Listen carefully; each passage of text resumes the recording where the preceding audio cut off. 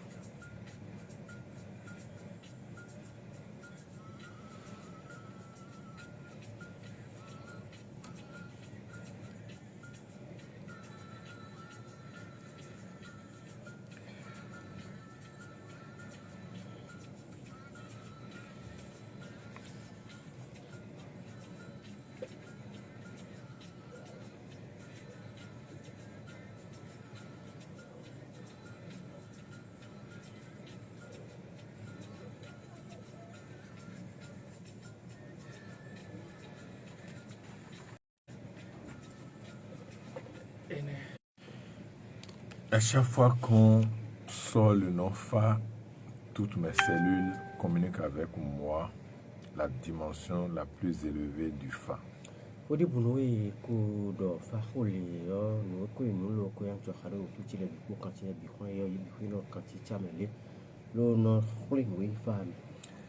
Je ne vois pas Fa dans la même dimension que vous. Je ne vois pas Fa en tant que déité. Je vois Fa en tant que l'existence du tout.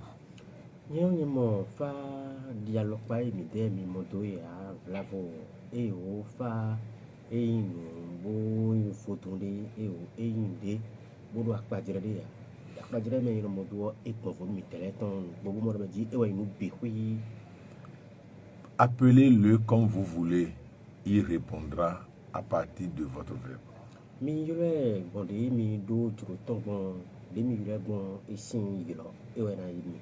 Appelez-le joie, il va répondre. Appelez-le harmonie, il va répondre. Appelez-le lumière, il va répondre. Appelez-le sagesse, il va répondre. Appelez-le beauté, il va répondre. Ça dépendra de comment vous le voyez. Lui ne se déplacera pas, il va seulement vous dire « Je suis là, je suis ». Et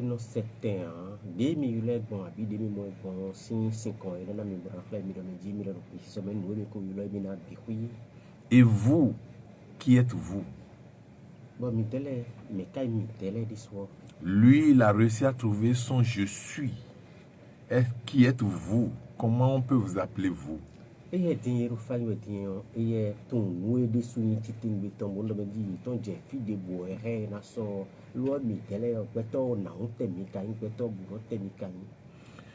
Si votre je suis ne couvre pas toute l'humanité, je vous le dis humblement qu'il vous reste des pas à faire où vous n'avez même pas commencé.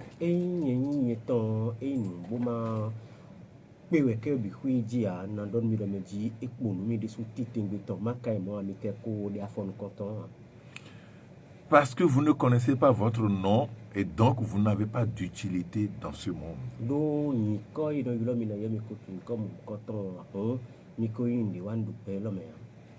Lorsque le grand maître Moïse est allé sur le mont Sinaï, le Dieu qu'il a rencontré lui a dit « Je suis celui qui est ». Et donc, le Dieu là connaît son nom.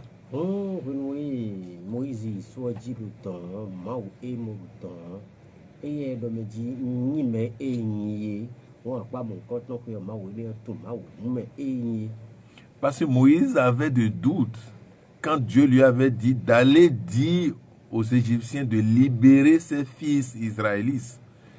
Et Moïse dit, mais arrivé là-bas, quand ils vont demander le nom de mon Dieu, que puis-je répondre?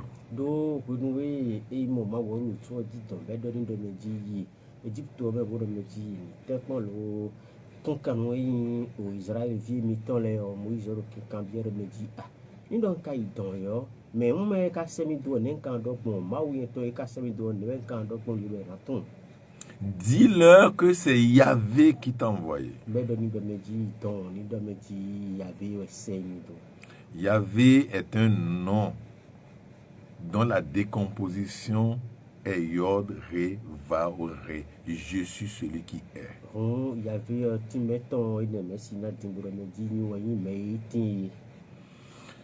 Mais vous allez constater que dans notre tradition, ce nom, je suis celui qui est caché quelque part lorsque les Egungun sortent. Bon, minamondo, nous avons nous avons tombé comme un coton de et une pour la détite de ton tadio et une couteau ton les yoatons. Et vous allez entendre les jeunes gens dire ceci. Bon, minasi, il met une John Japodo, il met nos plats pour mon coton les yodoité. Yi Gbogbo Malio Matolio Yod, il vient de dire Yod. Quand il redonne mon coton.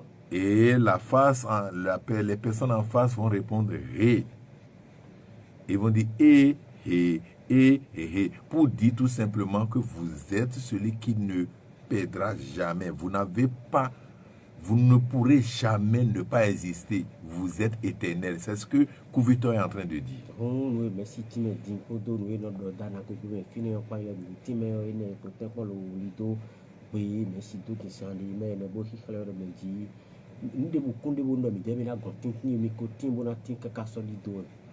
Quelqu'un dira tout simplement, rien ne se crée, rien ne se perd, tout se transforme. Il vient de me rejoindre par rapport à ce que les Kouvitors disent chez nous.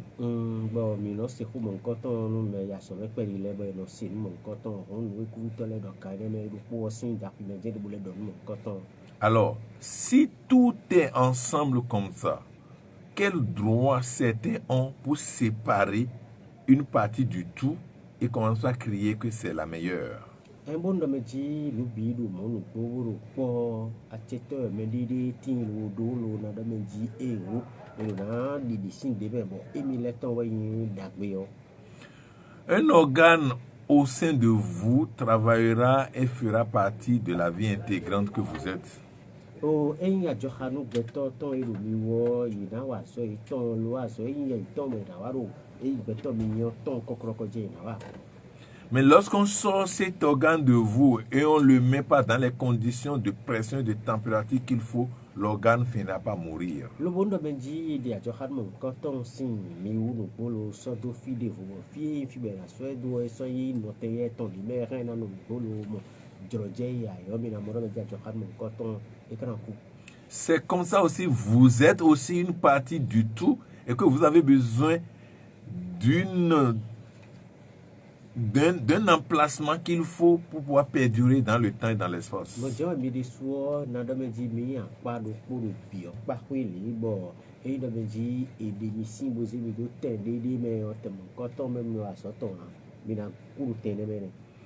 Le Fa Ablada Clan dit, lorsque vous sortez de votre milieu et donc vous sortez de votre protection, votre perte sera vite.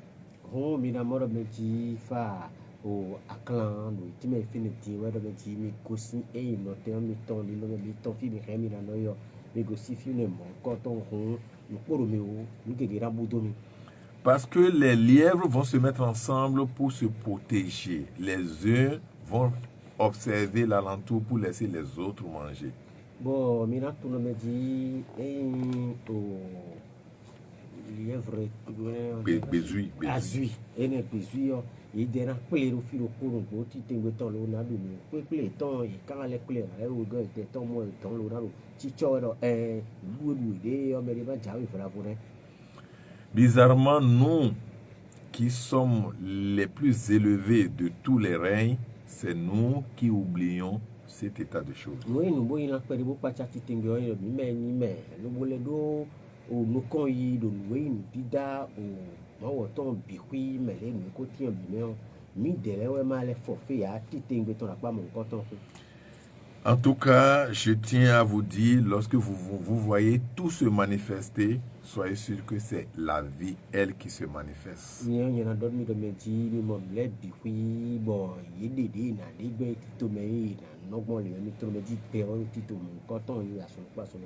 Lorsqu'un arbre se voit perdre une branche, c'est à vous qu'on parle.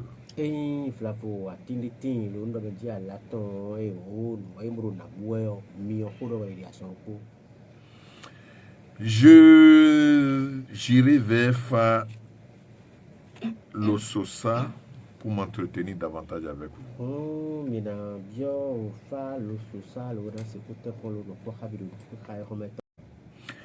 Gbeme mideo bon waloton le bi kwisi an lidio edi bodjedo hun bon fin boton fin. Tant certains en profitent, d'autres tirent la conclusion qu'elle est un combat. Wene medele on le wi eton zombo eri do gbe tout temps. Lo de ado do tout temps e wena huzu gbe we ton me wena noi. Un jour, Rumila mendiait sa nourriture. Il était sur le point d'atteindre un village où vivait bon nombre de ses fidèles. Tout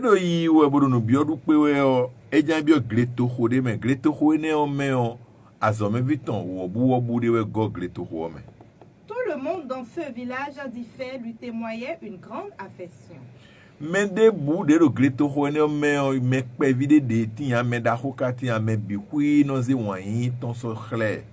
Mais juste avant qu'il n'arrive à la limite du village, il croisa des jeunes voyous qui se mirent à le critiquer. Bon, wende wede nwero yeka kabe kwa fodide wede atonde enende bena bio greto humo kotome we mo John Jojadile beja sando tout on dit bon we manando do gbeto wa eje didoji.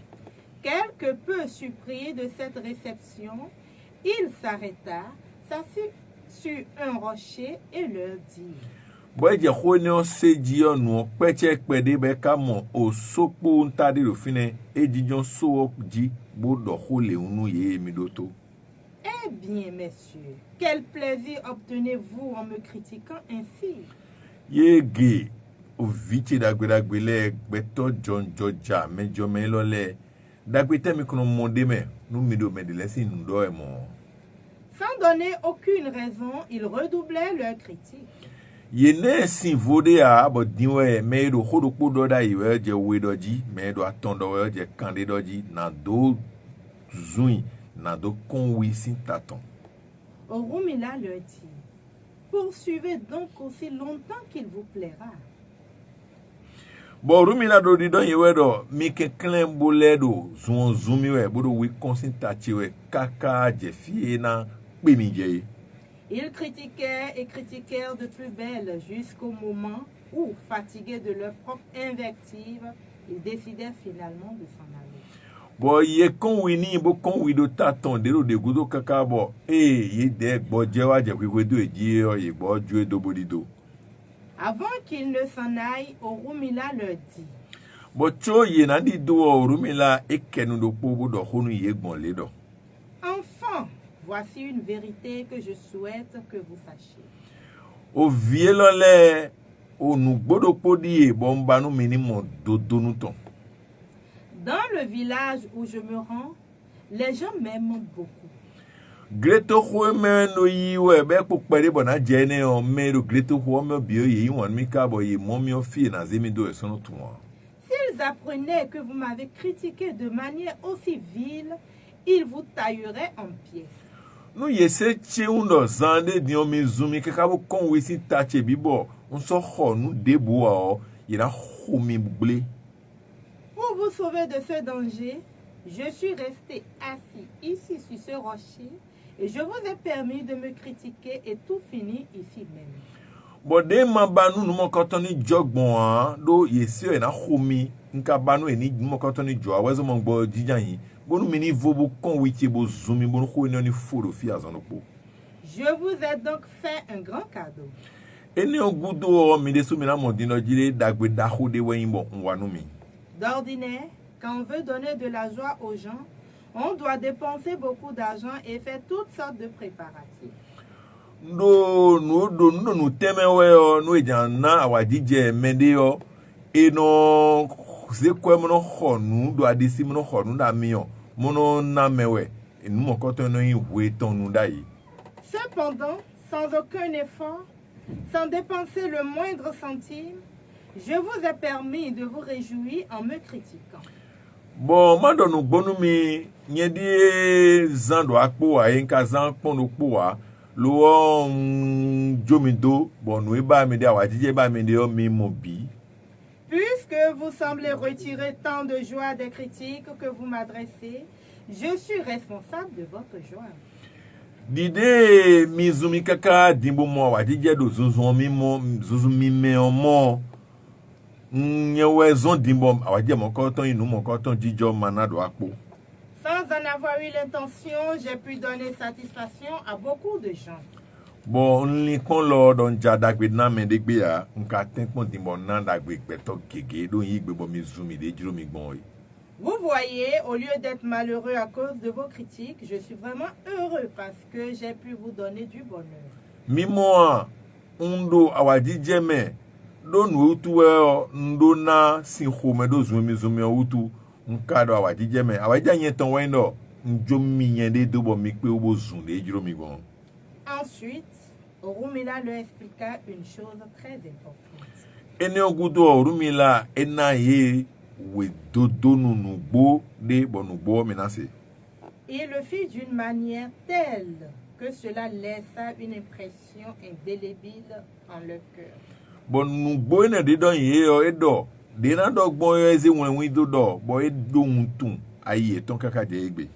Supposons qu'un mendiant frappe à votre porte pour demander l'aumône et que vous lui apportez de la nourriture. Minize do onubio du to de wa mi gombo ku honto bu mi ton na bio akwe bo mi ton sin kwegbe bo ze ndudu wani. Supposons aussi que cette nourriture n'est pas le genre d'aumône qu'il attend et admettons qu'il n'accepte pas. Mi lekpon no ebio mi yo ndudu de mi zeni yo ndudu de do tekpon da yime wa bo mi ponse do do no ma igbe ndudu o emi ne ayo ne kanachi. Que ferez-vous? Vous direz, si tu ne veux pas ce que je te donne, je le reprends et le garde pour moi. Ene noe me ombio yo mi ne e ka ba e mi sonia ya ne mi na do ni mi na do amaba e sonu we ayo bodi domendo nyana hen eyen nuye to nyen na we yo nyana hen chiu. De même, vous m'offrez vos critiques. C'est le monde que vous me faites.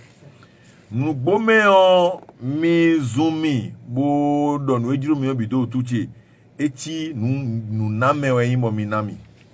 Vous pensez sûrement que j'ai besoin de votre avis et me l'offrez gratuitement, mais je ne l'accepte pas. Mi mo mi vesino nu imo mbio mi chu mi nami nu si lo mbio nu mi a nu mi nami on yigbe na. Alors, à qui va-t-il? Eh bien, il vous est retourné. Il vous reste et vous appartient. Un zue mi zumi ene bo ma bio chubo mi zumi a bo don we jiru mi obi nu mi o ene ma izuo ane me gon zuo na lele koso yi ena lele koso mi de zumi ogon. Vous voyez, vous êtes réellement critiqué vous-même. Vous ne m'avez pas critiqué du tout. Mi mo mi zumi de jiru mi gbon bi bo ma wa jije de me lo do nu bode me on nyewe mi zuo mi de we mi zuo do zuo mi zumi on yigbe nu zuo. On peut envoyer une lettre recommandée à un ami. Et rien à se we ma dagbe e mno hunpon a se do wayina no metonde. S'il n'accepte pas cet envoi recommandé, que fera l'administration de la poste avec la lettre? Bonu nya mon koton we ma wa gonton ba egbe we ma on nte kan le blonu we ma mon koton nte azokwe no wa we ma zo no ma we ma on nte azokwe na blonu we ma on. Elle la renverra à l'expéditeur. Et na blonu nu bibo we ma na le koso yi me on ni on sed me on ni on gon. Si vous critiquez ou dénigrez quelqu'un, et si cette personne n'accepte pas vos critiques, elles vous reviennent inévitablement. E mi zume de bo kon we si tanu me on bo vesino nu tondo e mi de bro nu ene biblo nu me ma igbe nu mon koton nu e mi doni obi ku ile leko a chakwete mi tome akpo mi tome ayi mi tome. C'est une satisfaction bien mesquine de penser que vous causez des ennuis aux autres par haine et jalousie. O goyi wa indo ina vesi no mimo wa DJ do izume de yosin lo gbon owe wan gbon kodo indo gbon enele bi sin dari lo no mi pon kuleton gandio mi de su wuje mi do khone obido. Vous ne causez des ennuis à personne sinon à vous-même. Mi no wa indo no me de buwe a mi de su wa no indo na mi de. La jalousie créera des difficultés à celui qui en est infecté. On a donc ouvert dodo gba me fit tombi do ko dinu medo o wi consintan me bro ho gbegle dodo me well. Et elle le fera de maintes façons. Buena blue we bi we na bible bona do fi voten we de bunwa. J'ai tout là pour Ene fado lo sosa e we no kwe khami egbe. Et vous devez comprendre que aucune parole n'a été difficile à sortir, compliqué à comprendre. Bon, mi do not to the meji hogo debu de men be inu bo ve o tite gbeton abi e pesin bo na se ku na mo je meton. Notre ignorance fait que nous critiquons les autres. Nous manyo emiton no zombo mi no nyanya bedile bo no gbo yiko. Mais si vous insultez, critiquez, jugez les autres, et supposons que les autres n'étaient même pas présents quand vous faites cela. Bon, no meji mi karo me le gboko yan yi we buru mi brando do yi wa do bo ndo peto buru mo koto e makaro pe si sama game mi do we ne le wuldo ya kalo. Ils ne vont pas entendre vos critiques et rien ne leur arrivera en leur sein. We do do we mi di le yi na te si di bu kaka bo no meji mo koto ina wa adaru yi me. La plupart du temps, c'est quand la personne écoute vos injures que cela lui fait mal parce que il a écouté quelque chose et cela a déclenché un mauvais sentiment à l'intérieur de lui. Mina moro meji chobo no meji mo koto ina do ni do me wu abi me ozu e mi di do ni we mi di pipo ku e mi di chono ina wa taro toyo e ko soto lo ko se na do mi do meji to ma se ndi a ho me no jadan mo e ko se wo chobo no ina wa ndi ni ne me maka se ko mi ton di ani. Mais supposons que la personne ait atteint un niveau où il peut écouter tout ce que vous allez dire sans s'énerver. E ka di mi hemi ale do me on ha gai jien ni do e ndi bo dagba tite ngbe ton hu mi te ton ko lo be ru mi sie bo e na se mi do bi hui be ka le ti 50 do papa ne gbi do hun. N'est-ce pas ce qui est arrivé à Orumila tout de suite dans l'Ososa? Mi pon o no mi ha di me mai nu e nu bo wa bo je lu Orumila gan e mi ha l'Ososa ne. Les gens étaient prêts à l'insulter encore et encore et il a trouvé de quoi s'asseoir pour accepter les injures. Yime bo zuzi wele o ye mo ron bi bo tu no mi na zuyan tite ngbeton gan me Orumila kale jinja yin bo le do todo yi we bo do ji do nde we ni do bi hui ne. Il a accepté l'injure pour deux raisons.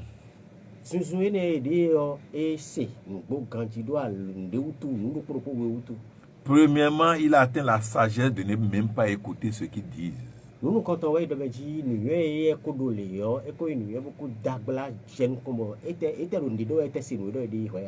Et deuxièmement, son calme peut amener les gens qui l'aiment à frapper ceux qui l'embêtent.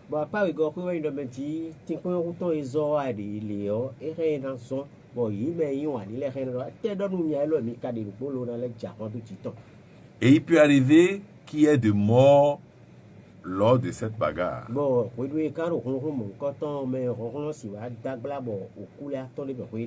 Alors, lorsqu'on va identifier celui qui est à la base de cela, on peut penser bien que Orumila est dedans.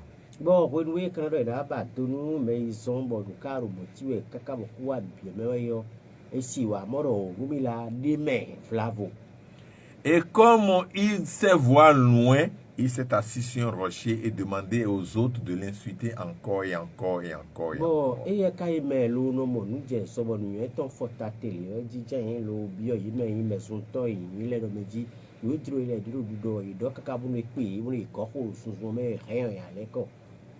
C'est pareil pour vous qui m'écoutez. Aussi bien pour ceux qui insultent ou ceux qui se font insulter. nous mais nous sommes abi mais nous sommes Si on vous insulte, c'est vous qui pouvez accepter et ne pas accepter. et voilà vous et nous misons mio et da chebrando en don mi dio yi gbena tu mi hemi ale gbegbe si. Si vous acceptez qu'on vous insulte, vous serez énervé et par ricochet, vous allez vouloir insulter aussi et vous rentrez dans le camp des animaux comme ça. Et voilà vous mi gbeboro me di zumi di e yon mon coton on mi na tun ire me di me rien me na si ko na pa mon coton ko e lo plije ton na zon bo mi na bes gidi apane ko yo hun etidi o mi so gbeto mi akan ni gbezan mi di kan ne me do. Vous savez, notre ego nous pousse à faire quelque chose. Et j'en observe tous les jours. Mi ton alo kan don mi do me di e goyi mi ton yo sole mi ton no zombo mi no awandile ndile. Il y a 40 ans, comme ça, j'étais répétiteur d'un enfant. Mina mo ko bloqué kan di mo tin le bo o e ni problem vie le ro ku bo yo no wa so mo nko ton no vide. Et sa maman était revenue du marché tout rouge avec les yeux de drosophile. Le bo no ton gosi arime e ka gosi arime le yo o akon no kun do ta ton mi an la ta do ko ro.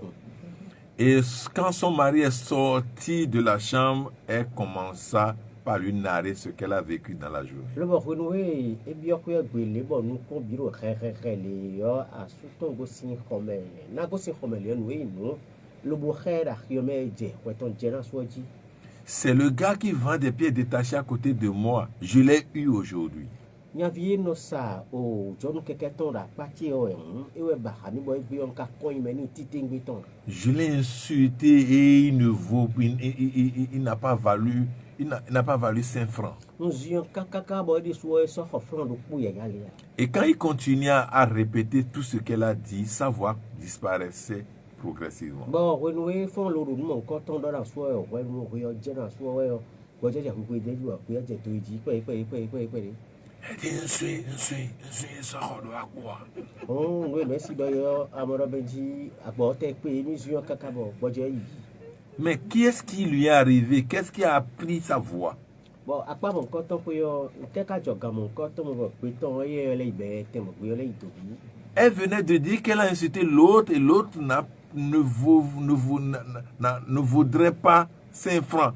Mais toi, maintenant, on t'écoute même pas quand tu racontes ce que tu as fait à l'autre. Oui, Dieu, nous disons, nous disons, nous sommes là, nous caca le bon, nous disons, quand tu sors au flanc, pour voir au coup, mais tu sors au oui, mais quand même, sur le beaucoup, mon quand on a beaucoup de dire, oui, il y a des choses, oui, doit de modo, quoi, je sors avec merci. Et je me suis dit quelque chose. Je me suis dit, mais si je pouvais aller chez la personne insultée, je vais voir si elle lui-même a-t-il perdu la voix. Bon, on donne des nuits, on me dit, ah.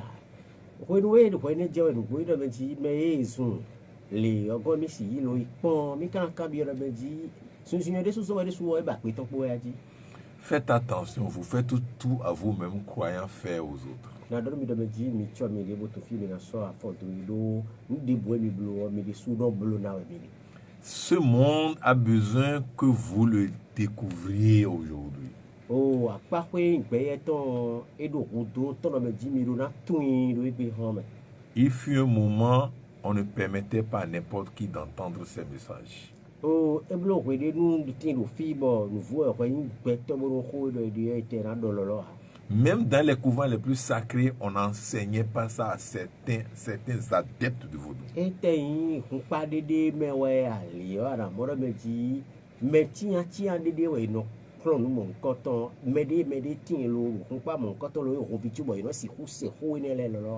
et c'est les grands rounons et leur association qui s'accaparaient de cette vérité. Le boy, mais une beto, on ganda, il délai pour dos, mais c'est bon de trop les loyaux par le conseil, au son de son fond, les coquerocots, non, quand l'on a mon coton.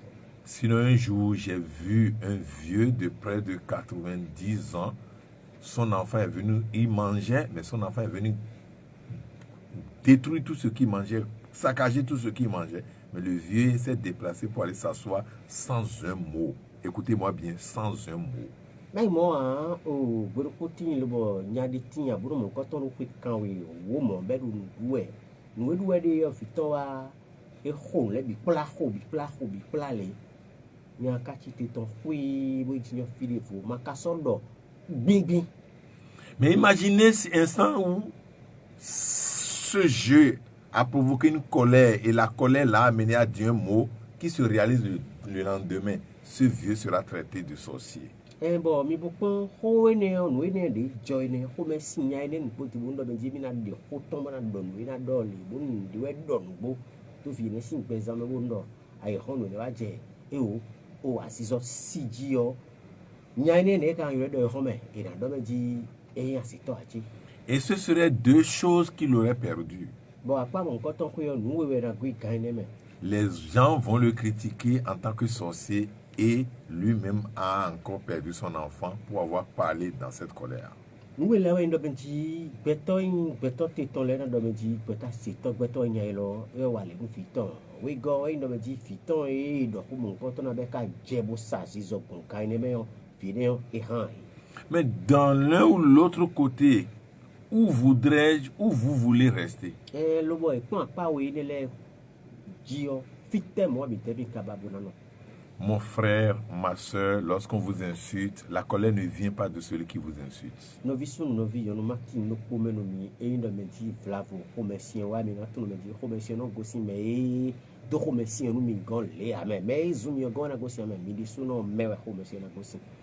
J'ai appris véritablement la sagesse d'un beau-père et je vais vous faire part de cette sagesse.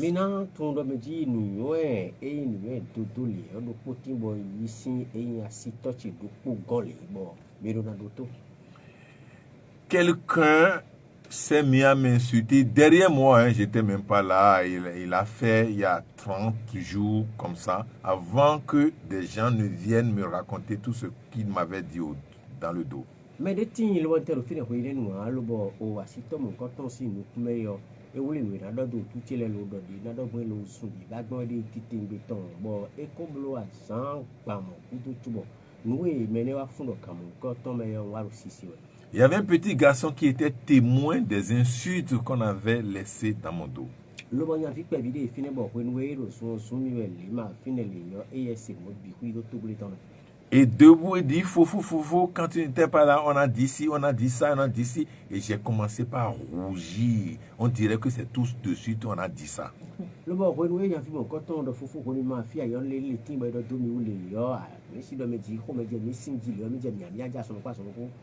mon père me dit, voilà ce que l'enfant, tout ce que l'enfant t'a raconté. Mais et les milliards restants qu'il n'a pas pu raconter? Si tu l'entendais, que ferais-tu?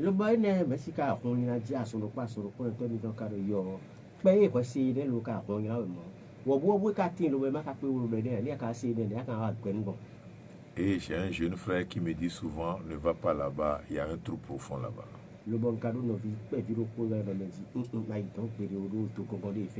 Alors n'allez pas là-bas, il y a de trous, ne vous énervez pas pour rien, sinon il y a de trous qui vous attendent devant.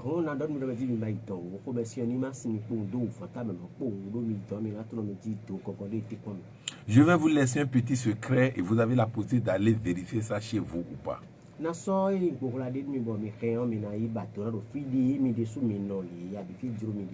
Si vous prenez des citrons, ce sont vos dents qui seront agacées.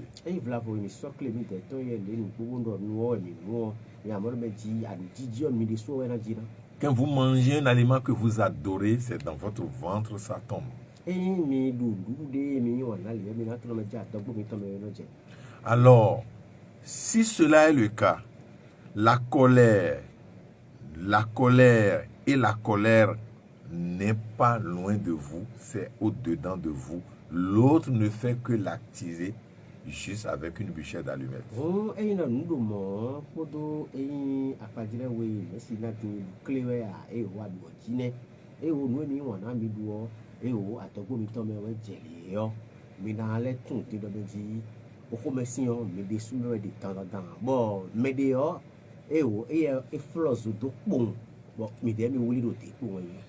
La colère est comme de la poudre à canon qui est entassée dans votre ventre.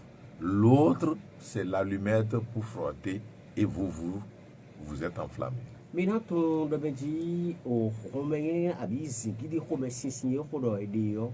No vle du do honde kponga yimbo ko mi te to me yo forfaition jemeli. Trobun mi o jejile yo hori. Vous ne pouvez pas empêcher l'autre d'allumer la bûchette d'allumette afin que vous soyez enflammé. Mi wa si hu glomeri yo do benji kuro na ta forfi yo e do na ta forfi yo ta ni jilo be na ta ho de bunu we bundo bi tami ma woli awutu o ni na gbede ma ta forfi yo e. Mais vous avez un pouvoir. Vous pouvez empêcher votre poudre à canon de prendre.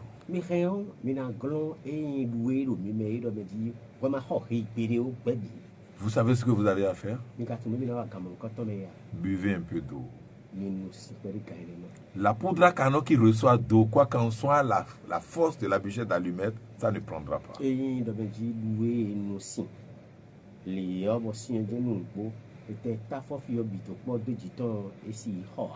Parce que je vois des gens devant leur maison, il suffit que vous passiez, ils vont commencer par vous critiquer. Quelles chaussures? On ne porte plus ces chaussures sur cette tenue. Quel maquillage? Comment on peut faire maquillage comme ça? Et ils se sentent en joie quand ils racontent ça, même si l'autre n'entend même pas ce qu'ils disent. Non,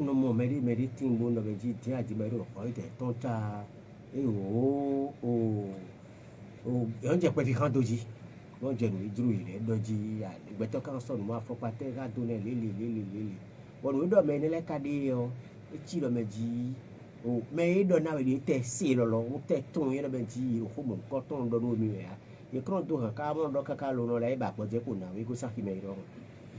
Certains vont jusqu'à dire si tu t'habilles et je m'habille, on peut même pas comparer. Mais les détenus, le bon goyi étant yo khodo mede so saga clé masi ta fo fi tochi wa ne masi kuta mi ogben ton e bi ti ono so me meji e do awonu do so bonu so ete si na pati lo. Et quand on dit ces choses, moi j'apprends beaucoup par ça. Bonu e ka do ko mo nkan ton do ele bonu si ero fi mi do no yi nu keke mi yen keke de. Et la première chose qui me vient à l'esprit, je dis mais il faudrait qu'une dent commence par lui faire mal. Et il va se taire tout de suite. Nous comptons et nous avons été mis dans le dos. Nous avons été mis dans le coucou au fifo et à tirer dans le dos. Et à nous, pour dire lui dire, allez dire, à grandir avec mon mot la vie. C'était juste le dimanche matin où j'ai reçu une suissance bizarre sur l'œil. Je m'enroulais sur terre, par terre, et je dis, voilà le grand bobos qui pense être grand. Voilà qu'une puissance le fait rouler par terre.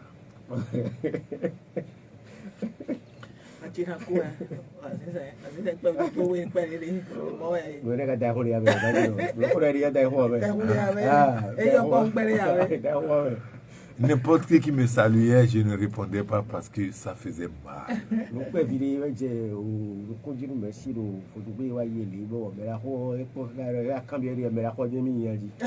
Et si je pouvais être seul, j'allais éclater en pleurs.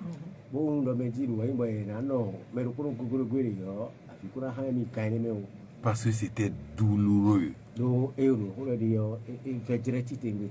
C'était une quantité suffisante de lave qu'on appelle cello. Son jus est allé directement sur mes yeux.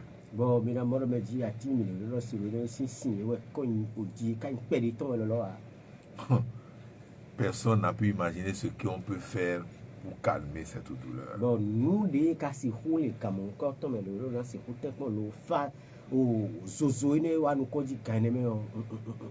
Je ne savais pas où m'asseoir. Je ne savais pas où me coucher. Et quand même, c'est un homme qui avait ça. Et si un bois avait subi ça et s'enroulait par terre, lorsqu'un bois mort avec cru à l'intérieur recevait cela, qu'est-ce qui allait se passer?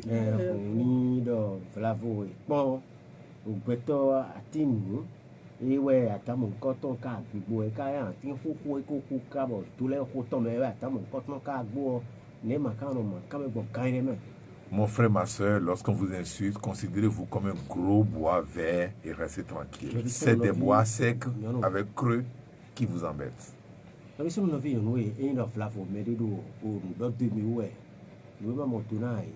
o beton yin wale odo to mi we o mi se mi re mo ati mo fen e ala ton po di ba ti sen bi ku de ji ele bo jo ye me ko yan ti koko do ko me do bo ni o represent to me ro. Si vous pouvez le faire, aucune colère ne peut plus vous embêter. E mi se ko te fo lo blo mo ko to mi na to no me ji ni de na yin ko me sin lo na wa do mi gan. Et vous allez utiliser ce temps de colère pour encore gagner de l'argent et vous élever. Bon, mi khen mi na so we nu ne de khen mi na so lo na ko me sin na so wa ndi na bo ye na do ton ko kaka lo ko jana la e hoite. Je vous dis, je vous souhaite paix profonde en passant par l'affaire pour mon monoga. Donc, mon coton, le fifa de le propos du temps, ou tout le monde pour avec vous. Paix à vous. Il fallait tenir. Oh, à la fin, on met des dents pour la belle, mais quand les marocains à la fin, on va la faire voir. Je demande ta grâce, il venait pour que je te bénis et de donner bien la fia. On a tout et l'entier. Et quand tu me reçois bizarre, le courant tiré à l'entier à son l'entier yam, quand tu fournis radio pour le courir. Mais même moi, je vais vous faire bio à Tchèque ou le musique. Vous devez venir, mais vous devez venir caca. Bon, nous, boy. Mon frère cousin va pour vidéo mais confirme à mon tech back. Vous devez venir bobos on a dit. Les tiens que quand lui on a gagné bonji que il y a eu gars qui ont besoin d'une fille de venir. Donc on kawa pour le camp pour le coller pisser et de c'est le mieux temps. Et quand on tient mais on a gagné pour me coller c'est bon de mais o we are na fo e yo e do na so de le to te. Dendele kono no te ko ko tegbe lo era revo so ai to bito sile to techi lo e so yin ko vile to kere ya to bi pa le bi o ye lo da che ira wa no wa to mo no boy lo ho gbe mi to e ko bo mi do mi sale di me ho gbe mi ye lo no boy mi na mo ko fo mi ko bo di ta to hoja so no boy lo te oju o ni awan kaka ni ko ko fo en bo inventer abi mi mo aje e wa jo kaka ifu en lo nkasa nka dulia ni e ka ti bon mi en buje bon mo buja jo wa di ogbon e bezo mi a ma don buje de bon pro me ka ba ha mi ka bo ko yo fu ani ka mo de bo kele ko mi me sin sin ngo e na ba jo do en yanji asi tera ya go me na bin ka bi ka jo ko yo fu e na ba jo do en yanji lo e aso ajo to ejo me lo na so to jo ko no so e to mo ri so yo ga na mi mo ka so to ko lo we nje ke e gbijo ju magano mun mi betole ya e mi se ta asin do ndi me mi na muno me leti buno ndo me dikode vodin ma wa vodin won sabu ma uton e vodon won sabu ma uton e vodin bon no enu mi do fi obi yo vodon no yi mo do ya jaro no ndi ma wo be no den tele lo bon si betole le 40 buno ndo me di da ma uton le wo yin ni yo no enu mi le mi do wo no na je e vodin le no pe mo kan ho mi sa fo lo mi le wo mo fo si sa no aso lo poro go mi tan le wo ni wo me ti mo ju wi de do bro de wo so ko ni so ta ka go ju do po wo kan ho mi mo na wa ya bi na wa we ba fo te ba lo alo do pe de an ko no do e alo ka ko no to ga do mo ya e wo so wo ko yo na fu ele yo mi no be si mo ndire se mo te ka we mi na mo ko fu tun tron ni fu tan lo pade bon ko ton tan le fa 3 menega wa wo pe to ye ku eni gan ni azomedi oni gan ya medi oni gosin ya me gbedan medi e bibu e gan ko de oni gosin gbedan igbo oni gosin gbedan me to mi no za san le do ti o do wa ko mi ko to le na ni wa mo ko to go be si vodu mi wa ide ni wa mo ko to go be mi amule ko de o de kaka le fodo janvier me dem ni fo mi wa mo ko to le do ton taji e o ti de le e ke ni do mi ko de de ne nenti to me ko le de anti to me inti to mo ti intro di o yite nínú wáyà gbogbo ìjàbẹ́ ni wà mọ́ mi ló pọ́lọ́tò ló kó sàpẹ́tàwọ́ sàgbótọ́wọ́ àchínà ní wà mọ́kọ́tọ́ náà bẹ́ẹ̀ sáré ìdílé olùwà de novembre mẹ́tọ́ ní wà mọ́kọ́tọ́ náà bẹ́ẹ̀ ẹ̀ka mi àlọ́ 22 23 de novembre ní wà mọ́kọ́tọ́ náà bẹ́ẹ̀ ní wà mọ́kọ́tọ́ náà bẹ́ẹ̀ yọ mí ní amúlò kí tí ó ní wálé náà bẹ́ẹ̀ yọ inú yìí hàn ọ́n yẹ wíyọ sí ọ̀hún yìí ló yẹ wíyọ sí yọ ẹ̀yìn dáàsì ń dáko yìí ní ìbúdó alọ́pàdé wọ̀n ìbúdó yìí ni yọ mẹ́yìn mẹ́gbọ́ yìí wọ́n fi lẹ́ bìkú iná wa ni wa le yo e do yesu da ko le for don kon ni fo sun ko le bi yo ino yi ko da ko da gbaza me lo tetu gbete ma do no ti oni wa mi asun gba sun ko to mi ko won mo koto mi ko won mo koto si yo mi no atokpe ni yewo yo to pe 2018 décembre de jare de mi na to pe yewo lo yewo ni wa nu yi bo won ga ba fún ma photo gboko ba mo wu de mi wa to pe ni to pe di de ni yo e mo me bi on jo fún de mi we me bi jo fún de mi bo fún di jo to yin de wo si de mi yo e bi o ke de yin de mi ko yin me bi o de to de bi ti to wa we lo tetu na ma de mi an he na jo fu na awo de mi si dosi wo beto pa le ko don le ademe o amademe o jo fún de mi lo tetu atunu yin lo fún du amakale tun a bo igbo to no ko jo fún de mi bo le de mi wo su bo da mo le ro be mo amokoto yin mo wa yin to 18 décembre de jare dion donc mi go se no dio mi na fête de la lumière et le wo diza ko wo de ajodo apo do na wo do ni de mi bo wo diza to makawa jito ya afun te ba ko si flu e to no do pe ni yewo yo wo de mi do pe yewo fun lo mi no adu ko da ko mokoto nzame no wa mokoto no be zantin e ko ito le 28 décembre no ito mo das do zeme yewo le bo sin we sin wo yewo le na zi ma che ko do mi je kaka mi abi o ko yo me yo donc wo de mi dasi do aite on kan zeme e we no wa mokoto be bo kaka ifo mi na ben wa da ko de bo sin zame de 0 heure à 1 heure le 28 décembre ni yo donc nous on da ko didide o melen go si file popo no wa bo tan go to go da go do na tam no wa donc de to vito sile go ni wan le teme bo le ni bu de mi o ile na mo to lo bokan e do mo mi le ti o ogun file ko tun do mi tire le tata mi o emi na wa mo ko ton no ma yin ogun fi do po o mi ton no a o kan na ko si file fo wa no bo e ya ma yin ogun fi o po ji no a bo na yin do fi de bo faut un tron c'est universel amayin ogun fi o po ji no a bo to tron no wa da gun me bo se le tron mo ko ton na wa bo fi de bo na wa amakatela yin ogun fi ya bo na yin me bo ya ogun de ba de bo ana wa ate vodu de bu si me ba lo pa de bo adon wa no wa mo ko ton tem ye ne mo ene o tewe no mi so to te ti ta on to vito sile do na chanko to bo mo na che ku ko che kan pe ni wan ko ton we no ko mi na dupe ko ti do we nda ho lo pe to we tun de bu ti on me mo le to le bukan donc pe ti do we 28 décembre de jare di on 18 décembre de jare di on e we pe ti do li donc bio to vito si yo po me ho ko me pinwa ba wo ni wa da ho mo ko ton ko bo mi na to pe ye wo yo bo yan bo ze mi so su de me ko ko to di on o ko we go in to 28 décembre 28 décembre et mi ko to e ko de fête de la lumière donc quand mo ko to me mi biduna na ya che me biduna na ya che eni o kezi o ya bisa ça me ni wa be si 0 e no be o do ka ba yo no ko to me biji ayi no de ko to me biji wo ze ko to me biji o donc yesu na ko do yin o me boko to le ko to me maka to ni wa bele ba tun deji to yin na ho o flavo do e do mi de ti on e jona jami alo pade alo o ndo pe ya e o ndo pe lo wa nsi pe o wa lo e jo mi do ma no so lo bu sento e na blogo no bo e pe to jijo da mo ko to le de po ndito mo ko to le de po on ndito eni le bio na e o aloka ji sin sen de do ale si do hori me ime bo ndi ba we bo no mi anu ko ni ganjio ni ve do se do e pe glo ni won we ma bo se do ke e won se ma do fi yin so ma do meli ni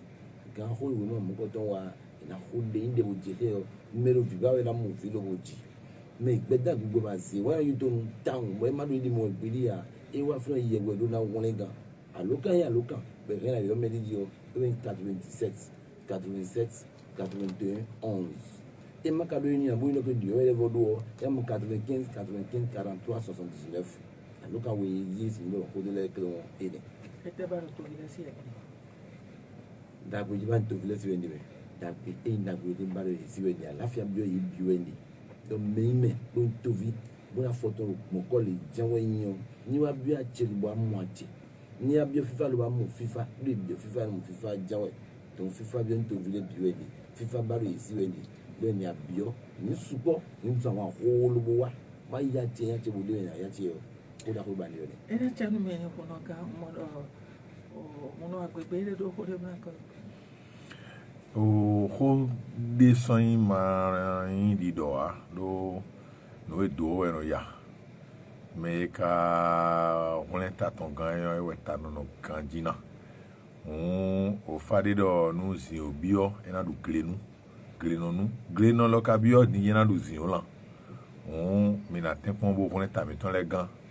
Akana sun gregben bule tengbe ju de dio eno fom no ta wole gan wa eno no kuyi we a. Do ko mi ton nit no eno yin sun gregben tengbe ju won din han do khasino be lo me a eno ko kanton mi obe mi kan level je kan gbe denuji bo ena yin dagbe ndo ko mi ton le on di do me debu de se khone gan khone me o mi na ba mi ko ten me ado